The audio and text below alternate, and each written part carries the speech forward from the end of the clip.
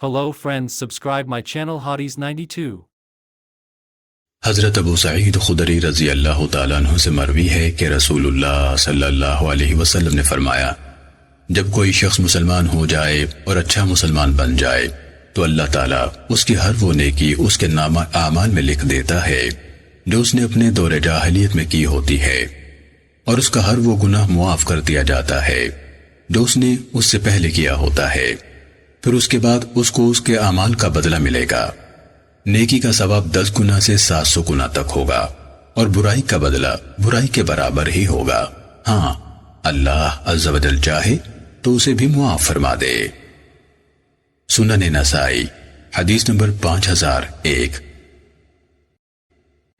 حضرت ابو موسیٰ رضی اللہ تعالیٰ عنہ بیان کرتے ہیں کہ میں نے کہا، اے اللہ کے رسول، کون سا اسلام افضل ہے؟ آپ نے فرمایا، جس شخص کی زبان اور ہاتھ سے دوسرے مسلمان محفوظ رہیں۔ سنن نسائی حدیث نمبر 5002۔ حضرت عبداللہ بن عمر رضی اللہ تعالیٰ عنہ سے روایت ہے کہ ایک آدمی نے رسول اللہ صلی اللہ علیہ وسلم سے پوچھا، کون سا اسلام بہتر ہے؟ آپ نے فرمایا، تو کھانا کھلائے اور ہر ایک کو سلام کہے، خواہ پہچانتا ہو یا نہ پہچانتا ہو۔ سنن نسائی حدیث نمبر 5003۔ حضرت ابن عمر رضی اللہ تعالیٰ عنہ سے روایت ہے کہ ایک آدمی نے ان سے کہا، آپ جہاد کے لیے کیوں نہیں جاتے؟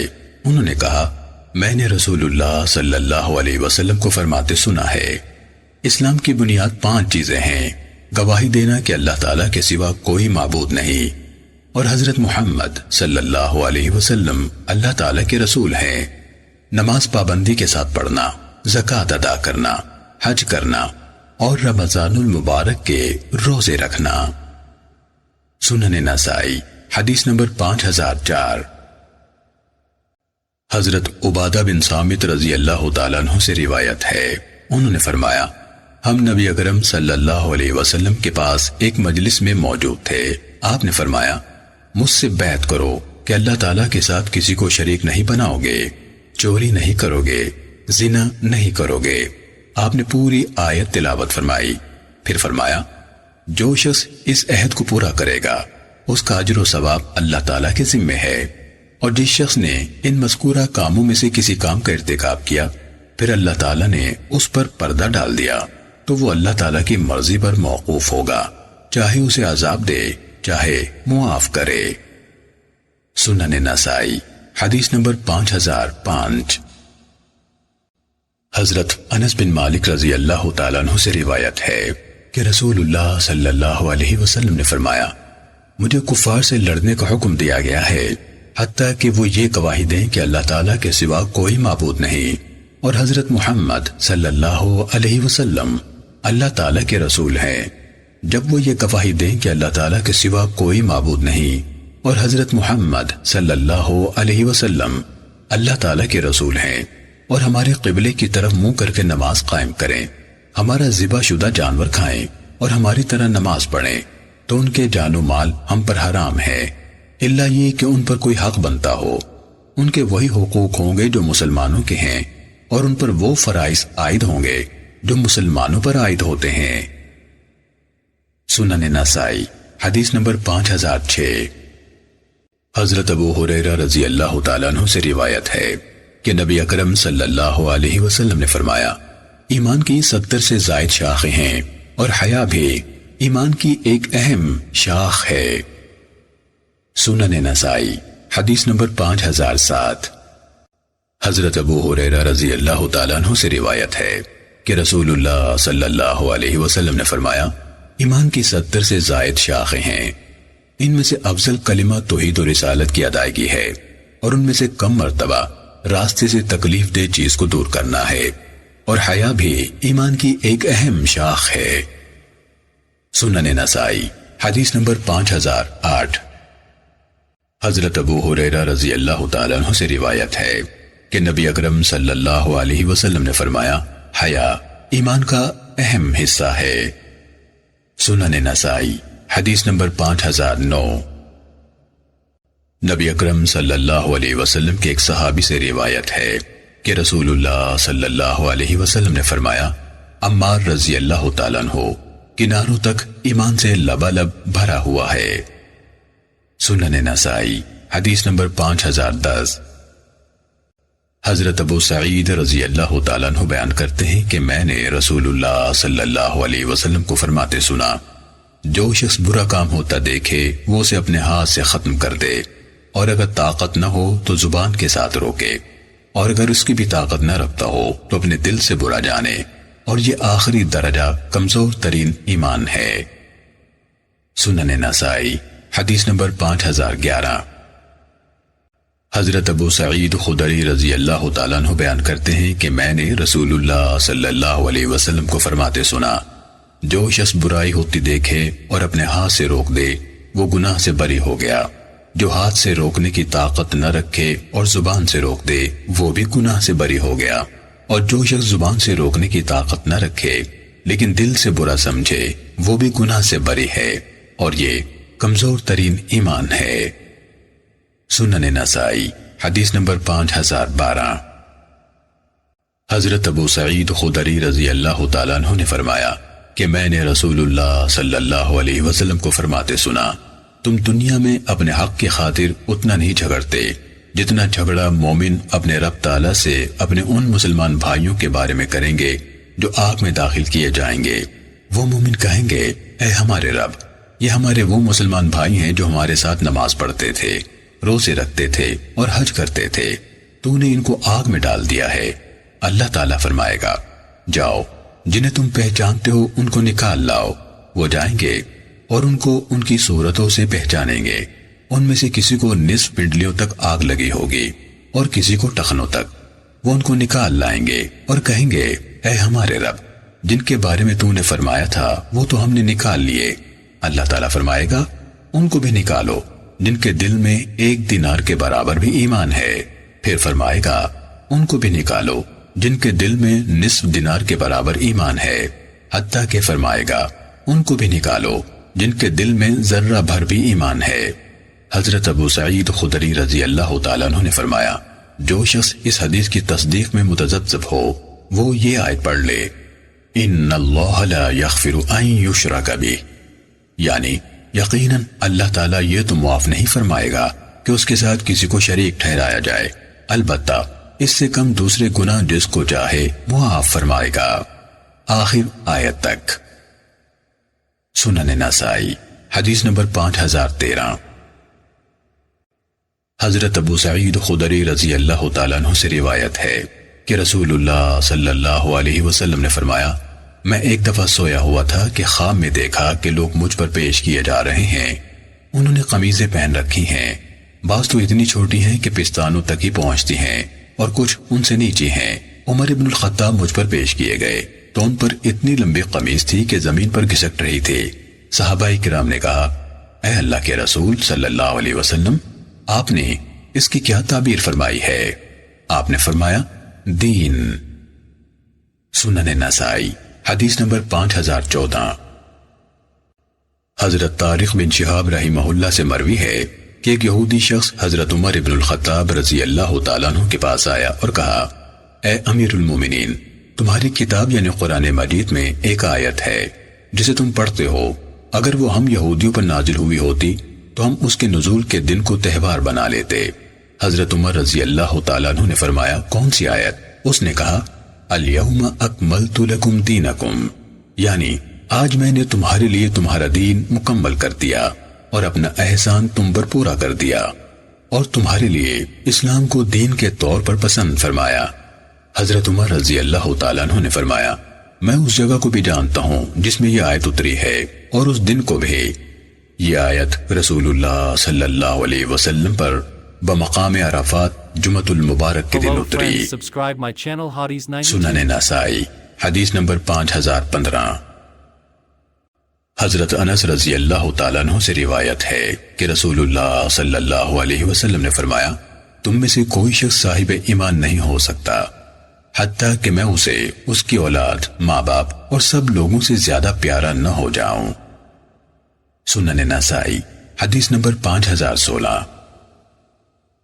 حضرت انس رضی اللہ تعالیٰ عنہ سے روایت ہے کہ رسول اللہ صلی اللہ علیہ وسلم نے فرمایا، تم میں سے کوئی شخص مومن نہیں بن سکتا حتیٰ کہ میں اسے اس کے اہل و عیال اور مال و منال اور سب لوگوں سے بڑھ کر محبوب نہ ہو جاؤں۔ سنن نسائی حدیث نمبر 5017۔ حضرت ابو ہریرہ رضی اللہ تعالیٰ عنہ نے بیان فرمایا کہ رسول اللہ صلی اللہ علیہ وسلم کا ارشاد گرامی ہے، قسم اس ذات کی جس کے ہاتھ میں میری جان ہے، تم میں سے کوئی شخص مومن نہیں ہو سکتا جب تک میں اس کے نزدیک اس کی اولاد اور والدین سے بڑھ کر محبوب نہ بن جاؤں۔ سنن نسائی حدیث نمبر 5018۔ حضرت انس رضی اللہ تعالیٰ عنہ سے مروی ہے کہ اللہ کے نبی صلی اللہ علیہ وسلم کا فرمان مبارک ہے، تم میں سے کوئی شخص سچا مومن نہیں بن سکتا حتیٰ کہ وہ اپنے بھائی کے لیے وہی چیز پسند کرے جو وہ اپنے لیے کرتا ہے۔ سنن نسائی حدیث نمبر 5019۔ حضرت انس رضی اللہ تعالیٰ عنہ سے روایت ہے کہ رسول اللہ صلی اللہ علیہ وسلم نے فرمایا، قسم اس ذات کی جس کے ہاتھ میں محمد صلی اللہ علیہ وسلم کی جان ہے، تم میں سے کوئی شخص اس وقت تک مومن نہیں ہو سکتا جب تک وہ اپنے ہر مسلمان بھائی کے لیے اسی طرح خیر و بھلائی پسند نہ کرے جس طرح اپنے لیے کرتا ہے۔ سنن نسائی حدیث نمبر 5020۔ حضرت زر بن حبائی سے روایت ہے کہ حضرت علی رضی اللہ تعالیٰ عنہ نے فرمایا، نبی امی صلی اللہ علیہ وسلم مجھے ارشاد فرمایا کرتے تھے کہ تجھ سے مومن ہی محبت کرے گا اور تجھ سے منافق ہی بغض رکھے گا۔ سنن نسائی حدیث نمبر 5021۔ حضرت انس رضی اللہ تعالیٰ عنہ سے روایت ہے کہ نبی اکرم صلی اللہ علیہ وسلم نے فرمایا، انصار سے محبت ایمان کی نشانی ہے اور انصار سے بغض نفاق کی نشانی ہے۔ سنن نسائی حدیث نمبر 5022۔ حضرت عبداللہ بن عمر رضی اللہ تعالیٰ عنہ سے روایت ہے کہ نبی اکرم صلی اللہ علیہ وسلم نے فرمایا، 4 خصلتیں ایسی ہیں کہ جس شخص میں سب کی سب پائی جائیں وہ خالص منافق ہوگا، اور جس شخص میں ان 4 میں سے کوئی ایک پائی جائے اس میں نفاق کی ایک خصلت ہوگی حتیٰ کہ وہ اسے چھوڑ دے۔ نمبر 1، جب بات کرے تو جھوٹ بولے۔ نمبر 2، جب وعدہ کرے تو خلاف ورزی کرے۔ نمبر 3، جب عہد کرے تو بے وفائی کرے۔ اور نمبر 4، جب لڑائی جھگڑا کرے تو گالی بکے۔ سنن نسائی حدیث نمبر 5023۔ حضرت ابو ہریرہ رضی اللہ تعالیٰ عنہ سے روایت ہے کہ رسول اللہ صلی اللہ علیہ وسلم نے فرمایا، منافق کی 3 نشانیاں ہیں، جب بات کرے جھوٹ بولے، جب وعدہ کرے تو خلاف ورزی کرے، جب اس کے پاس امانت رکھی جائے تو خیانت کرے۔ سنن نسائی حدیث نمبر 5024۔ حضرت علی رضی اللہ تعالیٰ عنہ سے روایت ہے، انہوں نے فرمایا، رسول اللہ صلی اللہ علیہ وسلم نے مجھے ارشاد فرمایا تھا کہ تجھ سے مومن ہی محبت کرے گا اور تجھ سے منافق ہی بغض رکھے گا۔ سنن نسائی حدیث نمبر 5025۔ حضرت عبداللہ بن مسعود رضی اللہ تعالیٰ عنہ نے فرمایا، 3 عادتیں جس میں پائی جائیں وہ منافق ہوگا، جب بات کرے جھوٹ بولے، جب اس کے پاس امانت رکھی جائے تو خیانت کرے، اور جب وعدہ کرے خلاف ورزی کرے۔ جس شخص میں ان میں سے کوئی ایک عادت پائی جائے اس میں نفاق کی خصلت رہے گی حتیٰ کہ اسے چھوڑ دے۔ سنن نسائی حدیث نمبر 5026۔ حضرت ابو ہریرہ رضی اللہ تعالیٰ عنہ سے روایت ہے کہ رسول اللہ صلی اللہ علیہ وسلم نے فرمایا، جو شخص ماہ رمضان المبارک کا قیام ایمان کی حالت میں اور ثواب کی نیت سے کرے، اس کے پہلے تمام گناہ معاف کر دیے جاتے ہیں۔ سنن نسائی حدیث نمبر 5027۔ حضرت ابو ہریرہ رضی اللہ تعالیٰ عنہ سے مروی ہے کہ نبی اکرم صلی اللہ علیہ وسلم نے فرمایا، جو شخص ایمان کی حالت میں اور ثواب کی نیت سے رمضان المبارک کی راتوں کا قیام کرے، اس کے سب پہلے گناہ معاف کر دیے جاتے ہیں۔ سنن نسائی حدیث نمبر 5028۔ حضرت ابو ہریرہ رضی اللہ تعالیٰ عنہ سے روایت ہے کہ نبی اکرم صلی اللہ علیہ وسلم نے فرمایا، جو شخص رمضان المبارک کی راتوں میں ایمان کی بنا پر اور ثواب کی نیت سے عبادت کرے، اس کے سب پہلے گناہ معاف کر دیے جاتے ہیں۔ سنن نسائی حدیث نمبر 5029۔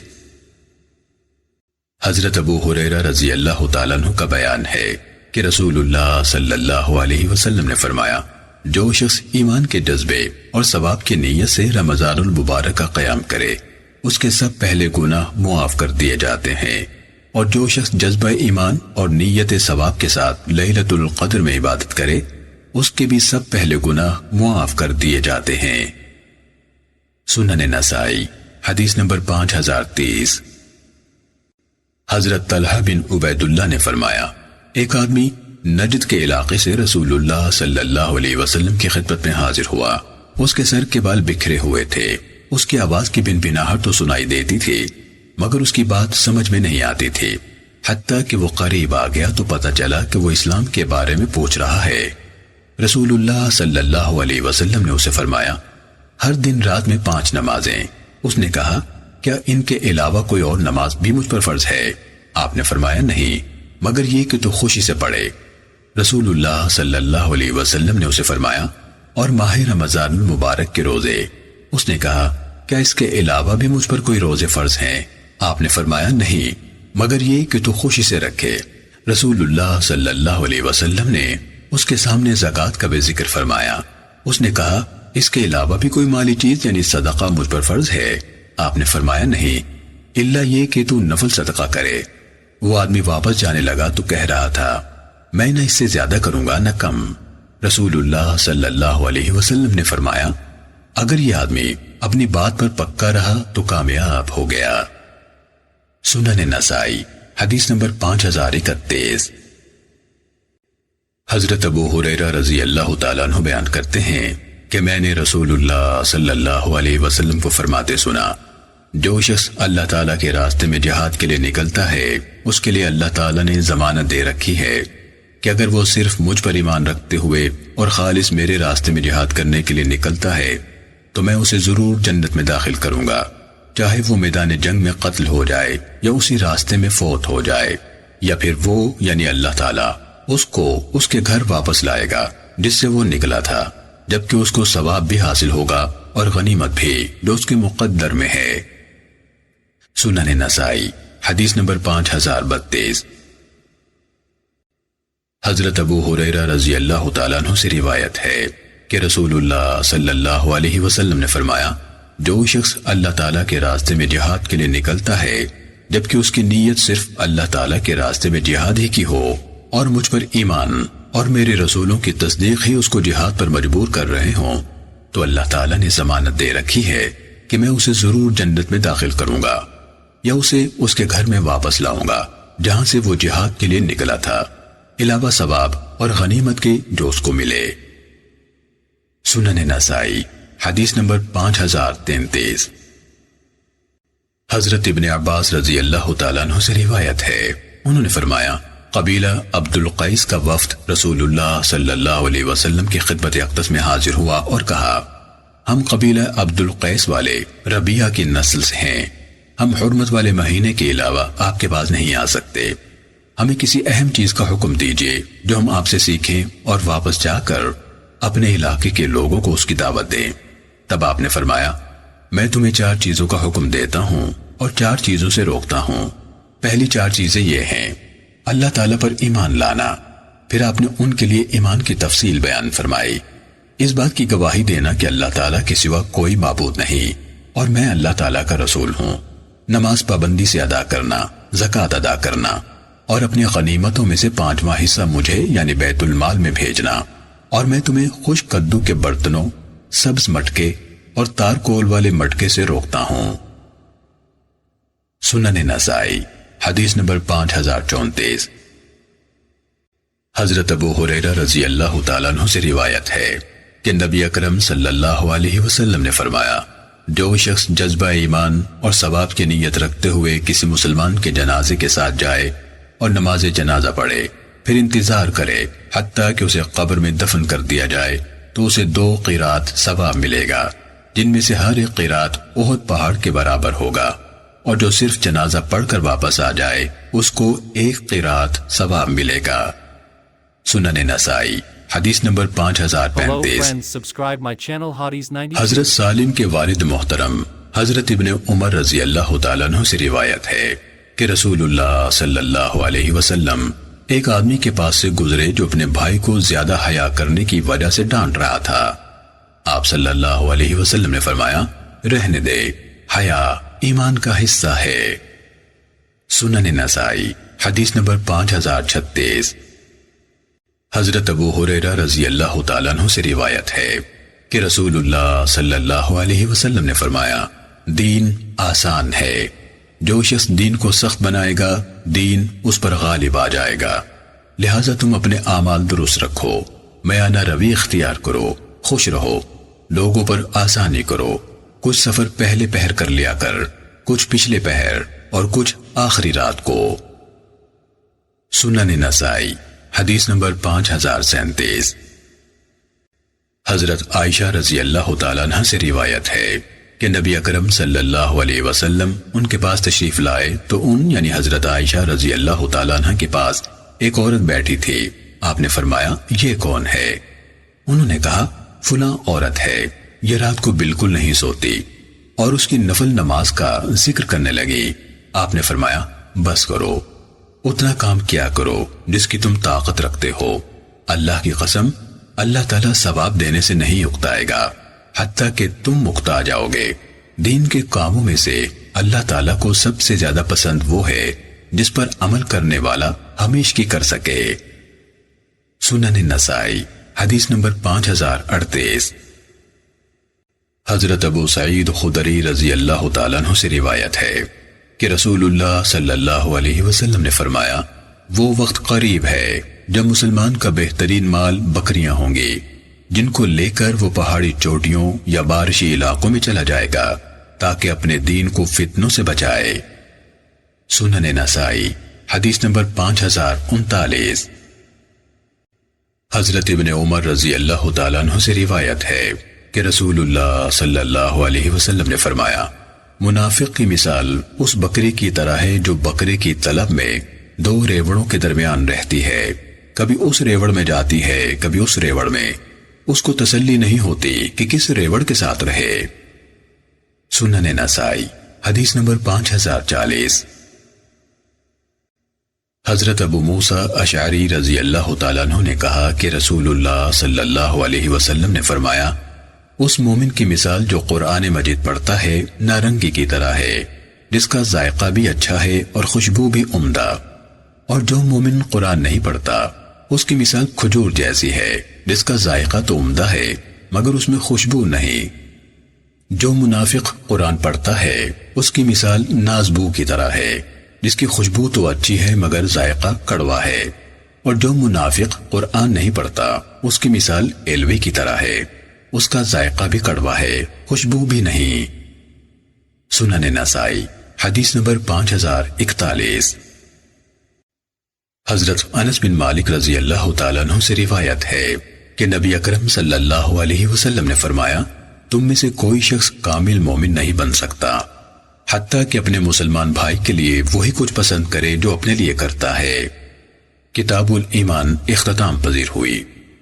قاضی ابن کسار کہتے ہیں کہ میں نے عبد الصمد بخاری سے سنا، وہ فرماتے تھے کہ حفص بن عمر جو حدیث نمبر 5000 میں عبد الرحمن بن مہدی سے بیان کرتے ہیں، میں انہیں نہیں جانتا۔ ہاں اگر وہ حفص بن عمر ورابالی ہوں جو عموماً بصریوں سے روایت کرتے ہیں تو وہ ثقہ راوی ہیں۔ قاضی کہتے ہیں کہ میں نے انہیں یہ کہتے ہوئے بھی سنا، میں نہیں جانتا کہ انس بن مالک سے مرفوع روایت امرت ان اقاتل واستقبلوا قبلتنا کے اضافے کے ساتھ سوائے عبداللہ بن مبارک اور یحییٰ بن ایوب مصری کے کسی نے حمید الطویل سے بیان کی ہو، اور وہ اسی جز میں باب علی ما یقاتل الناس کے تحت گزر چکی ہے۔ سنن نسائی حدیث نمبر 5042۔ حضرت عائشہ رضی اللہ تعالیٰ عنہ سے روایت ہے کہ رسول اللہ صلی اللہ علیہ وسلم نے فرمایا، 10 چیزیں فطرت انسانیہ کا تقاضا ہیں، مونچھیں کاٹنا، ناخن تراشنا، انگلیوں کے جوڑوں اور پوروں کو اچھی طرح دھونا، داڑھی پوری رکھنا، مسواک کرنا، ناک میں پانی چڑھانا اور ناک کی صفائی کرنا، بغلوں کے بال اکھیڑنا، شرمگاہ کے بال موڑنا، پانی کے ساتھ استنجا کرنا۔ مصعب بن شیبہ یعنی راوی حدیث نے کہا 10ویں چیز میں بھول گیا، امید ہے کہ وہ کلی کرنا ہوگا۔ سنن نسائی حدیث نمبر 5043۔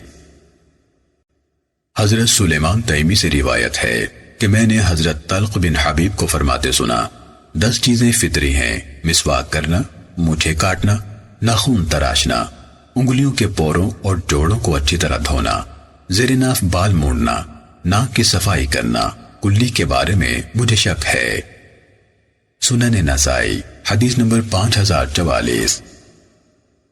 حضرت طلق بن حبیب نے فرمایا 10 چیزیں انبیاء علیہم السلام کی سنت ہیں، مسواک کرنا، مونچھیں کاٹنا، کلی کرنا، ناک کی صفائی کرنا، داڑھی پوری رکھنا، ناخن تراشنا، بغلوں کے بال اکھیڑنا، ختنہ کروانا، زیر ناف یعنی شرمگاہ کے بال موڑنا اور قضائے حاجت کے بعد پشت دھونا۔ ابو عبد الرحمن یعنی امام نسائی رحمہ اللہ نے فرمایا سلیمان تیمی کی حدیث جو اس حدیث سے پہلے بیان ہوئی ہے اور جعفر بن ایاز کی مذکورہ یہی حدیث مصعب بن شیبہ کی حدیث یعنی باب کی پہلی حدیث سے زیادہ درست ہے۔ مصعب بن شیبہ منکر الحدیث یعنی ضعیف راوی ہے۔ سنن نسائی حدیث نمبر 5045۔ حضرت ابو ہریرہ رضی اللہ تعالیٰ عنہ سے روایت ہے کہ رسول اللہ صلی اللہ علیہ وسلم نے فرمایا 5 چیزیں فطری ہیں، ختنہ کرنا، شرمگاہ کے بال موڑنا، بغلوں کے بال اکھیڑنا، ناخن تراشنا اور مونچھیں چھوٹی کرنا۔ امام مالک رحمہ اللہ نے اس روایت کو موقوف بیان کیا ہے جیسا کہ اگلی روایت میں آ رہا ہے۔ سنن نسائی حدیث نمبر 5046۔ حضرت ابو ہریرہ رضی اللہ تعالیٰ عنہ نے فرمایا 5 چیزیں فطرت اور سنت ہیں، ناخن تراشنا، مونچھیں کاٹنا، بغل کے بال اکھیڑنا، شرمگاہ کے بال موڑنا اور ختنہ کروانا۔ سنن نسائی حدیث نمبر 5047۔ حضرت ابن عمر رضی اللہ تعالیٰ عنہما سے روایت ہے کہ نبی صلی اللہ علیہ وسلم نے فرمایا مونچھوں کو ختم کرو اور داڑھی کو بڑھنے دو۔ سنن نسائی حدیث نمبر 5048۔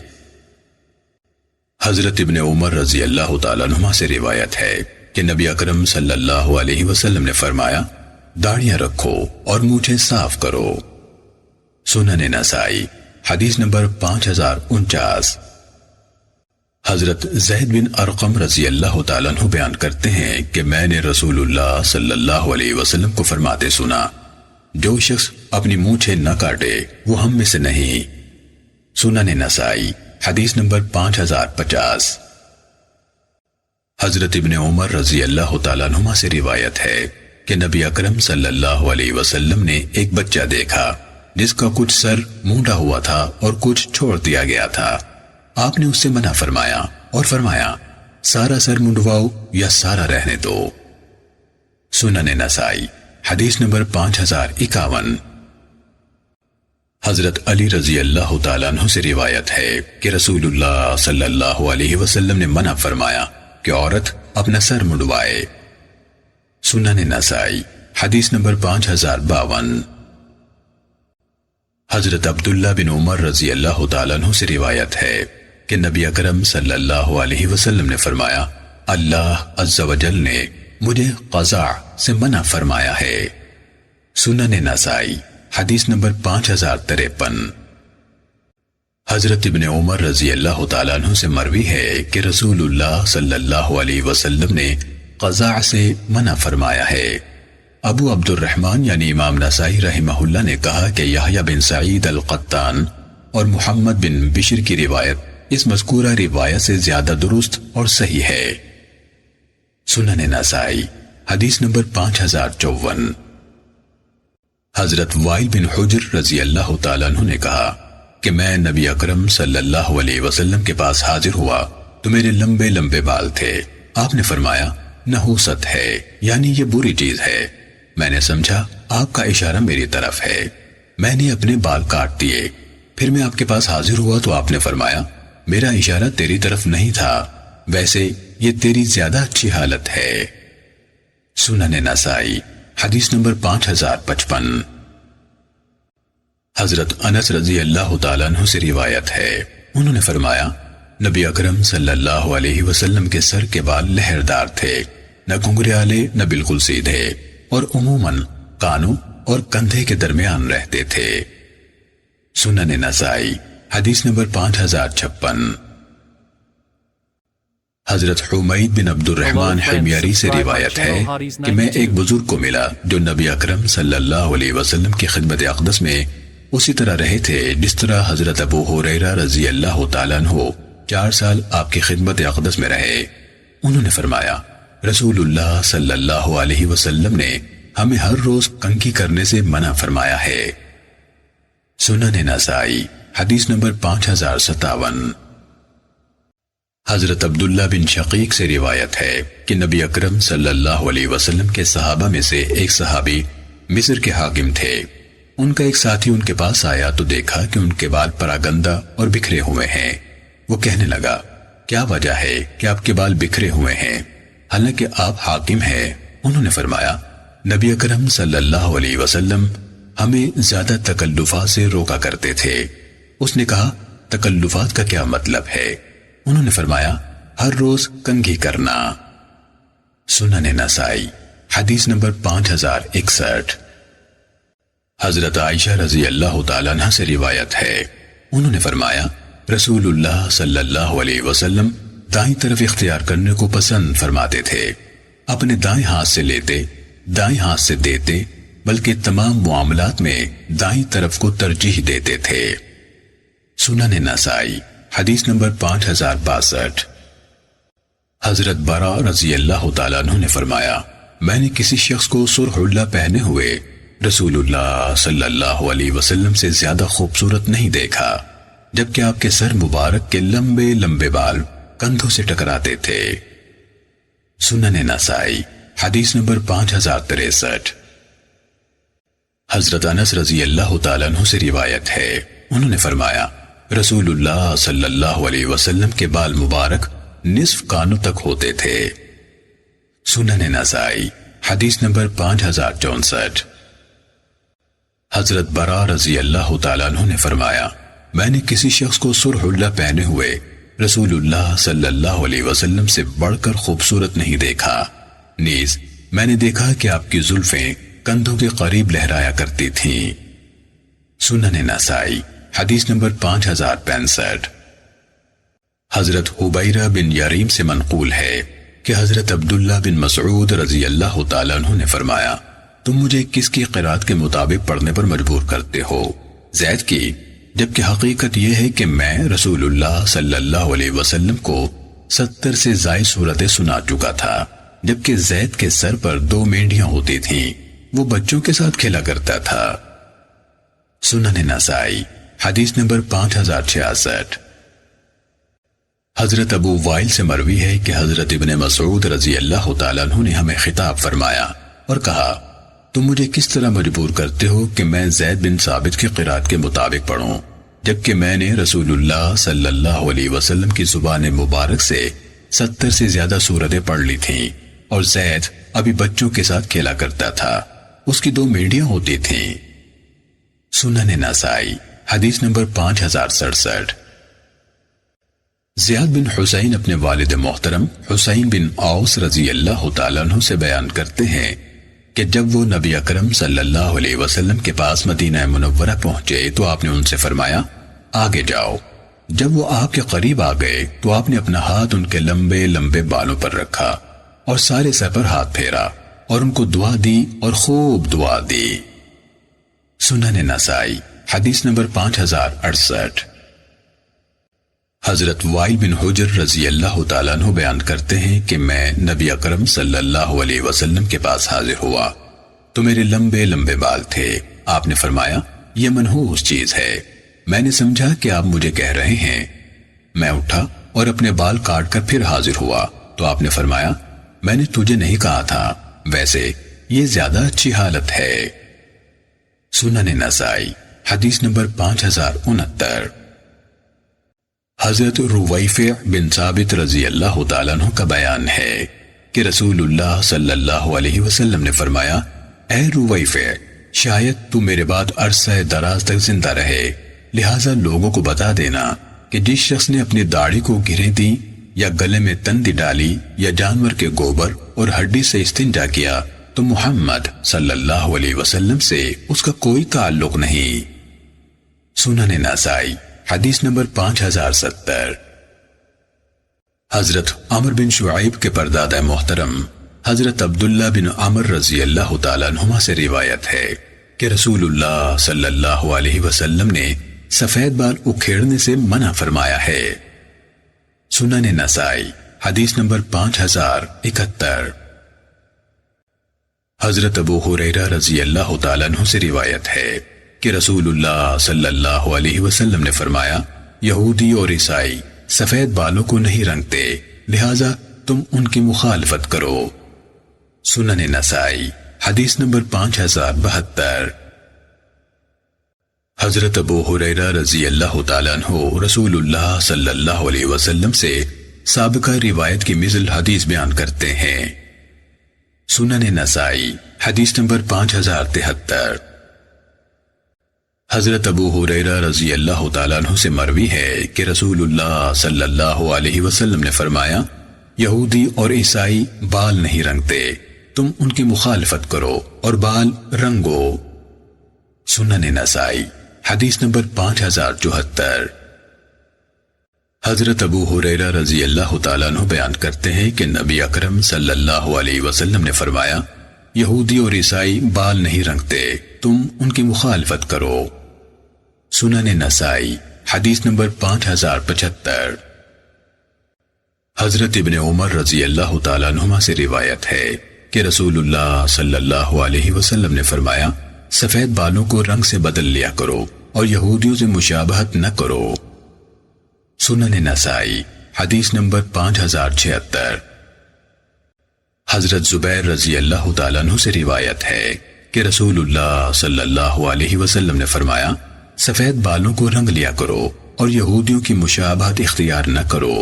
یہ دونوں روایتیں غیر محفوظ ہیں۔ سنن نسائی حدیث نمبر 5077۔ حضرت ابن عباس رضی اللہ تعالیٰ عنہما سے مرفوعاً روایت ہے کہ آخری زمانے میں ایسے لوگ ہوں گے جو سیاہ رنگ سے اپنے بال رنگیں گے، جیسے کبوتروں کے سینے ہوتے ہیں، وہ جنت کی خوشبو بھی نہیں پائیں گے۔ سنن نسائی حدیث نمبر 5078۔ حضرت جابر رضی اللہ تعالیٰ عنہ سے روایت ہے، انہوں نے فرمایا کہ حضرت ابو قحافہ رضی اللہ تعالیٰ عنہ کو فتح مکہ کے دن لایا گیا تو ان کے سر اور داڑھی کے بال سغامہ پودے کے پھل اور پھول کی طرح بالکل سفید تھے۔ رسول اللہ صلی اللہ علیہ وسلم نے فرمایا، ان کو کسی رنگ سے بدل دو مگر سیاہ رنگ سے پرہیز کرنا۔ سنن نسائی حدیث نمبر 5079۔ حضرت ابو ذر رضی اللہ تعالیٰ عنہ سے روایت ہے کہ نبی اکرم صلی اللہ علیہ وسلم نے فرمایا، بہترین وہ چیز جس کے ساتھ تم سفید بالوں کو رنگو مہندی اور وسمہ ہے۔ سنن نسائی حدیث نمبر 5080۔ حضرت ابو ذر رضی اللہ تعالیٰ عنہ سے روایت ہے کہ رسول اللہ صلی اللہ علیہ وسلم نے فرمایا، بہترین وہ چیز جس سے تم سفید بالوں کا رنگ بدلو مہندی اور وسمے کا آمیزہ ہے۔ سنن نسائی حدیث نمبر 5081۔ حضرت ابو ذر رضی اللہ تعالیٰ عنہ بیان کرتے ہیں کہ میں نے نبی اکرم صلی اللہ علیہ وسلم کو فرماتے سنا، سب سے اچھی چیز جس کے ساتھ تم سفید بالوں کو رنگ دار کرو مہندی اور وسمے کا مرکب ہے۔ سنن نسائی حدیث نمبر 5082۔ حضرت ابو ذر رضی اللہ تعالیٰ عنہ سے روایت ہے کہ رسول اللہ صلی اللہ علیہ وسلم نے فرمایا، بہترین وہ چیز جس سے تم سفید بالوں کو رنگین کرو مہندی اور وسمے کا مجموعہ ہے۔ جریری اور کہمس نے اس روایت کے بیان کرنے میں اجلح کی مخالفت کی ہے۔ سنن نسائی حدیث نمبر 5083۔ حضرت عبداللہ بن بریدہ سے روایت ہے کہ رسول اللہ صلی اللہ علیہ وسلم نے فرمایا، سب سے اچھی چیز جس کے ساتھ تم سفید بالوں کا رنگ بدلو مہندی اور وسمے کا آمیزہ ہے۔ سنن نسائی حدیث نمبر 5084۔ حضرت عبداللہ بن بریدہ سے روایت ہے کہ مجھے یہ بات پہنچی ہے کہ رسول اللہ صلی اللہ علیہ وسلم نے فرمایا، بہترین وہ چیز جس کے ساتھ تم سفید بالوں کا رنگ تبدیل کرو مہندی اور وسمے کا مرکب ہے۔ سنن نسائی حدیث نمبر 5085۔ حضرت ابو رمثا رضی اللہ تعالیٰ عنہ نے فرمایا، میں اپنے والد محترم رضی اللہ تعالیٰ عنہ کے ساتھ نبی اکرم صلی اللہ علیہ وسلم کی خدمت میں حاضر ہوا۔ آپ نے اپنی داڑھی کو مہندی لگا رکھی تھی۔ سنن نسائی حدیث نمبر 5086۔ حضرت ابو رمثا رضی اللہ تعالیٰ عنہ سے روایت ہے، انہوں نے فرمایا، میں نبی اکرم صلی اللہ علیہ وسلم کی خدمت میں حاضر ہوا۔ میں نے دیکھا کہ آپ نے داڑھی زرد کر رکھی تھی۔ سنن نسائی حدیث نمبر 5087۔ حضرت زید بن اسلم سے روایت ہے کہ میں نے حضرت ابن عمر رضی اللہ تعالیٰ عنہما کو دیکھا، انہوں نے اپنی داڑھی کو خلوق سے زرد کر رکھا تھا۔ میں نے کہا، اے ابو عبد الرحمن، آپ اپنی داڑھی کو خلوق سے رنگتے ہیں؟ انہوں نے فرمایا، میں نے رسول اللہ صلی اللہ علیہ وسلم کو خلوق سے داڑھی رنگتے دیکھا ہے، اور آپ کو اس سے بڑھ کر کوئی رنگ پیارا نہیں تھا۔ آپ اس سے اپنے سب کپڑے حتیٰ کہ پگڑی بھی رنگ لیا کرتے تھے۔ ابو عبد الرحمن یعنی امام نسائی رحمہ اللہ نے کہا، یہ حدیث ابو قتیبہ کی حدیث کی نسبت زیادہ صحیح ہے۔ سنن نسائی حدیث نمبر 5088۔ حضرت قتادہ سے روایت ہے کہ میں نے حضرت انس رضی اللہ تعالیٰ عنہ سے پوچھا، کیا رسول اللہ صلی اللہ علیہ وسلم نے بالوں کو رنگا ہے؟ آپ نے فرمایا، اس کی نوبت ہی نہیں آئی تھی، صرف آپ کی کنپٹیوں میں کچھ ہی بال سفید تھے۔ سنن نسائی حدیث نمبر 5089۔ حضرت انس رضی اللہ تعالیٰ عنہ سے روایت ہے کہ رسول اللہ صلی اللہ علیہ وسلم اپنے بالوں کو نہیں رنگتے تھے۔ آپ کے سفید بال تھوڑے سے داڑھی بچہ میں تھے، کچھ کنپٹیوں میں تھے اور معمولی سے سر مبارک میں تھے۔ سنن نسائی حدیث نمبر 5090۔ حضرت عبداللہ بن مسعود رضی اللہ تعالیٰ عنہ سے روایت ہے کہ اللہ کے نبی صلی اللہ علیہ وسلم 10 کاموں کو ناپسند فرماتے تھے: مردوں کا خلوق لگانا، سفید بالوں کو سیاہ کرنا، تہبند ٹخنوں سے نیچے لٹکانا، مردوں کے لیے سونے کی انگوٹھی پہننا، شطرنج کھیلنا، نامناسب مقام پر عورت کا اظہار زینت کرنا، معوذات وغیرہ کے علاوہ دم کرنا، تمیمے لٹکانا، منی غلط مقام پر ضائع کرنا اور چھوٹے بچے میں خرابی ڈالنا، لیکن آپ اس آخری کام کو حرام نہیں فرماتے تھے۔ سنن نسائی حدیث نمبر 5091۔ حضرت معاویہ رضی اللہ تعالیٰ عنہ بیان کرتے ہیں کہ رسول اللہ صلی اللہ علیہ وسلم نے جعلی بال لگانے سے منع فرمایا ہے۔ سنن نسائی حدیث نمبر 5095۔ حضرت سعید مقبوری رحمہ اللہ سے روایت ہے کہ میں نے دیکھا حضرت معاویہ بن ابو سفیان رضی اللہ تعالیٰ عنہما ممبر پر بیٹھے تھے اور ان کے ہاتھ میں جعلی بالوں کا ایک گچھا تھا۔ انہوں نے فرمایا، کیا بات ہے کہ مسلمان عورتیں یہ کام کرتی ہیں؟ میں نے رسول اللہ صلی اللہ علیہ وسلم کو فرماتے سنا، جو عورت اپنے سر کے بالوں میں اور بالوں کا اضافہ کرے تو یہ جعل سازی ہے جس سے وہ اضافہ کر رہی ہے۔ سنن نسائی حدیث نمبر 5096۔ حضرت اسماء بنت ابی بکر رضی اللہ تعالیٰ عنہ سے منقول ہے کہ رسول اللہ صلی اللہ علیہ وسلم نے جعلی بال لگانے والی اور لگوانے والی پر لعنت فرمائی ہے۔ سنن نسائی حدیث نمبر 5097۔ حضرت ابن عمر رضی اللہ تعالیٰ عنہما سے مروی ہے کہ رسول اللہ صلی اللہ علیہ وسلم نے جعلی بال لگانے والی، لگوانے والی، رنگ بھرنے والی اور بھروانے والی عورتوں پر لعنت فرمائی ہے۔ ولید بن ابو ہشام نے اس روایت کو مرسل بیان کیا ہے۔ سنن نسائی حدیث نمبر 5098۔ حضرت نافع سے روایت ہے کہ مجھے یہ بات پہنچی ہے کہ رسول اللہ صلی اللہ علیہ وسلم نے جعلی بال ملانے والی، ملوانے والی، گودنے والی یعنی جسم کے مختلف حصوں میں چھید کر رنگ بھرنے والی، یا جسم پر نقش و نگار بنانے والی اور گدوانے والی یعنی جسم کے مختلف حصوں کو چھدوا کر ان میں رنگ بھروانے والی، یا جسم کے مختلف حصوں پر چھدوا کر نقش و نگار کرانے والی عورت پر لعنت فرمائی ہے۔ سنن نسائی حدیث نمبر 5099۔ حضرت عائشہ رضی اللہ تعالیٰ عنہ فرماتی ہیں کہ رسول اللہ صلی اللہ علیہ وسلم نے فرمایا، اللہ تعالیٰ نے جعلی بال لگانے والی اور لگوانے والی عورت پر لعنت فرمائی ہے۔ سنن نسائی حدیث number 5100۔ Hello friends, subscribe my channel Hotties 90.